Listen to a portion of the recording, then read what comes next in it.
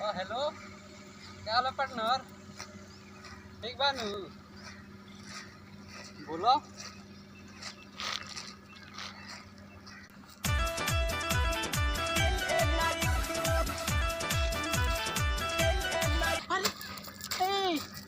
Partner रुक रुक रुक।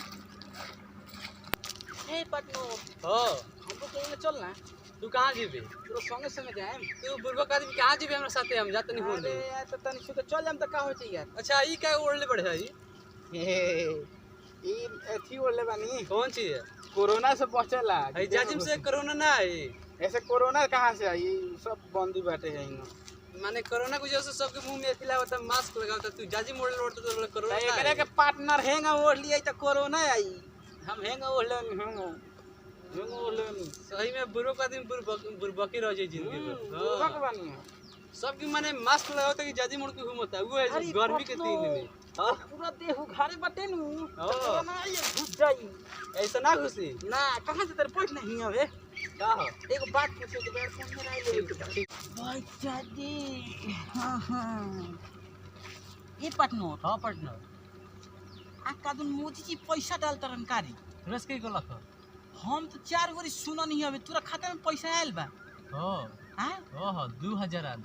2000 तोरा खाता में आल बा कि ना? ना यार हमरा खाता में नहीं खेल डाला तरन का मोदी जी। 2000 रुपया डालता रह।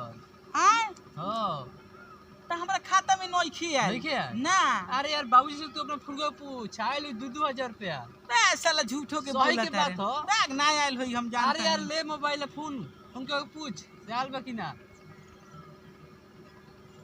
रोक पूछो तनी बाबूजी से, कहीं बाबूजी के पता हुई ना। हाँ फोन करके पूछ। हेलो हाँ पापा। अरे हाँ बेटा, हम तार पापा बोलता नहीं। कौन समाचार? प्रणाम पापा। अरे खुश रह बेटा। ए पापा होई सहदेवा कहता कि बोलू खाता में पैसा आवत। ना बेटा, हमारे खाता में तो अभी 1 रुपया नहीं आयल हो। ई साला यही कहता ते हमरा के बड़ी बुर्बक बनावता। तारा खाता में आयल बा का बेटा? ना हमरा खाता में नहीं खेल। एक बेर आयल लख 2000 रुपया। तो कैसे कहत कि नहीं आयल तो लखो? मोदी जी डाल देले बान। तो के डले बा? हम कॉमेडी बनावे नी ओकर पैसा आवेला। अच्छा ये बात बा। तो होई साला नु कहता कि पैसा आवेला। पूछ जल्दी पैसा नहीं के मोबाइल में। हैं? जल्दी पूछ ना। ठीक बाटे। इधर साला पैसा नहीं खियावत लो नहीं बोल खिया? त ना। वही से बुर्बक के बुर्बकी रह जाए जिंदगी भर। 2000 रुपया सारा के मिलता।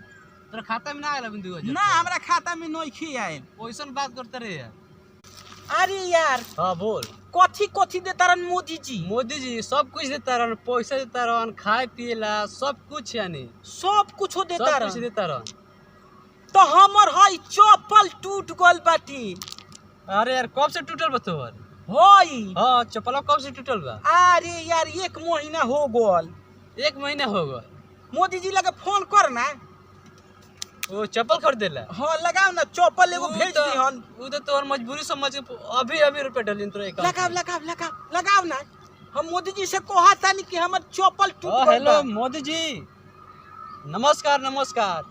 ये बात कर ली हमारे एगो पार्टनर करो नु पार्टनर, उनके तंगे चप्पल टूट गल, तंगे उनके अकाउंट में पैसा डाल दो। बात करो। हेलो बोलो क्या समस्या है? हाँ मोदी जी नमस्ते। नमस्ते नमस्ते। अरे हम बिहार से बोलता नहीं शैलेश परवाना। बोलिए परवाना जी। सब लोग का खाता में कदम पैसा डालता नहीं, हमरा खाता में ना डालेम का? सारा नागरिकों को डालेंगे। हाँ तो हमार बाबूजी कहनी कि हमरा खाता में एको को नहीं के पैसा ना का नहीं खिया। चिंता मत करो, डालेंगे। डालना कौन डालेगा? अच्छा ए मोदी जी हाँ हमर चप्पल टूट गल बाटे। अरे बुर्बक चप्पल का छोड़, पहले को 2000 रुपया और डाला। 2000 रुपया और डालेला कलम दे दे हैं। कलहन देवेला? हाँ तो हमरे चप्पल आवल के पैसा भेज दी ना। सब मिलेगा। अच्छा ठीक बा। भेज तारा? हाँ ए गौरी हमर काम को ना दे। कथी? देख ना हमरो चप्पल टूट गल बा। ओइ चप्पल हमरो टूट गल बा। तनका हमरो रुपया मांगना। आई ओए कैसन चप्पल मारे।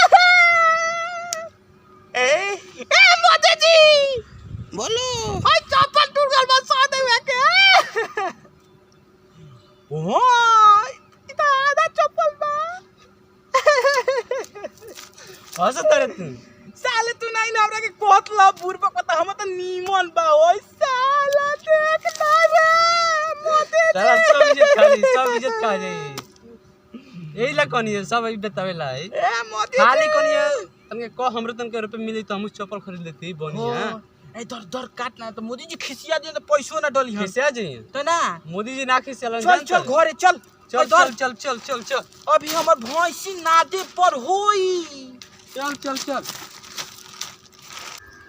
आई भैया प्रणाम नमस्कार। हम लोग के शैलेश परवाना रोजगार चैनल, आप सबके चैनल शैलेश परवाना ऑफिशियल के सब्सक्राइब करी, लाइक करी, शेयर करी। ओमे अच्छा अच्छा वीडियो रहुआ खातिर और भाई बनावत अटे आ पूरा मेहनत के साथ पूरा ईमानदारी के साथ बनावता। एकरा के सुनी और शेयर करी, अच्छा लगत अटे तो लाइक करी और चैनल के सब्सक्राइब करी और भाई के सपोर्ट करी कि ऐसा ही अच्छा अच्छा वीडियो रहुआ खातिर बनावत रही हमेशा।